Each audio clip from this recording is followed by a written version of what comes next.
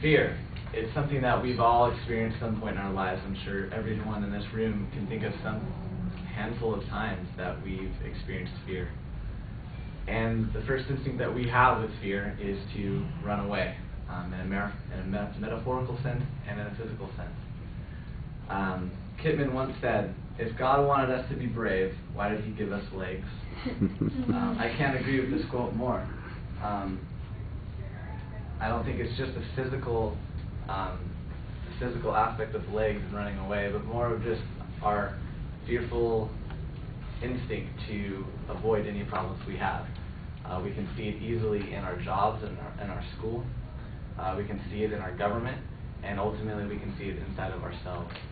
In our jobs and school, we often face oppositions, we face challenges.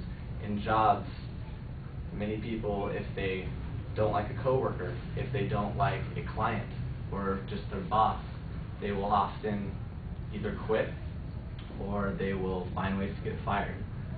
This is obviously a way to run away from their problems that they don't like in their job. In school, often we consider our job our school if we don't have a job outside of it. I have a really good friend of mine who didn't like school, who didn't like his teachers, who thought it wasn't for him. And the only reaction he could have, and the reaction he thought was best for him, was to avoid it, to run away from school. And now he lives every day with these random jobs that he just tries to make money with, and he can't get anything done. And his marriage suffers from it as well. In our government, the ultimate comparison to fear or to cowardice is the French. All of us make fun of the French. They run away from problems.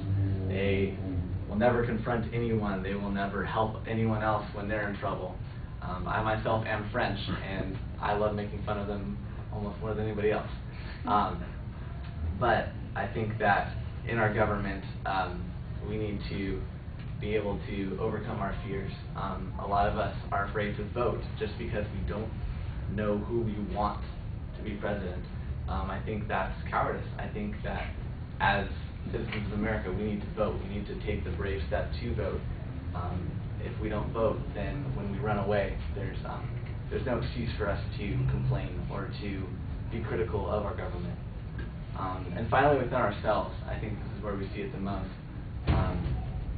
I myself have experienced fear in youth, and currently now in school. When I was in elementary school, I was a geek, and I ran away from the bullies, and I was afraid constantly of the total cliche of getting my lunch money stolen, of getting the black eye and going home and worrying about what my mom would say. And I ran away from them. I would act sick so I didn't have to go to school. I would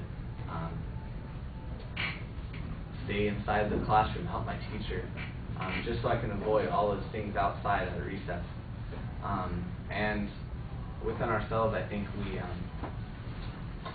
to overcome this fear that we have, how much easier would it be to overcome the both metaphorical and physical energy that we use to move our legs as fast as we can behind us, when all we need to do is take that one single step forward in bravery.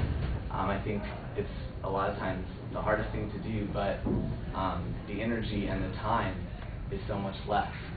And so when you guys feel yourselves being overcome with fear, don't use those legs to move backwards. Use them for what they were meant to do, and take these single steps forward and overcome that fear that you guys have.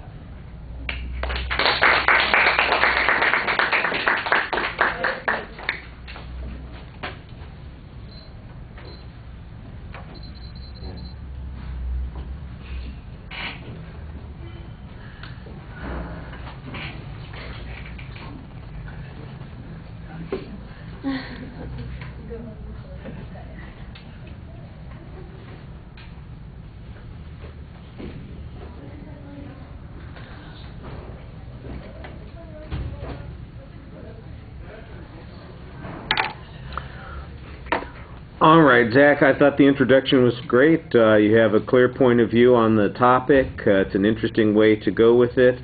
The layout was very smooth where you were going to go. I think your internal signposting could be a little bit clearer. The first point sounded a little repetitive. However, on the second and third points, you had some good examples that you got to, and I like the way that you personalized some of the points, both by making fun of the French and by making fun of yourself. So that, they work pretty well. On the presentation issues, excuse me, I think you're a little low-key. You could maybe use a little energy, but there's good variety in your voice. It sounds very fluent when you're speaking, I would say, for the first 3.5 minutes. In the last minute or so, it sounds a little bit like you're spinning your wheels trying to get some traction into the exit. I thought you would come to a point where you were going to be done, and then it just petered on, as they say. It went a little bit further than necessary. I thought your audience contact was very solid throughout the presentation. Maybe a couple of times your foot movement was a little awkward, and I can count the toes on each foot because you got those flip-flops on, so that's one of those things that we'll give you a hard time about. And I thought you had a pretty good exit line. All right, thank you.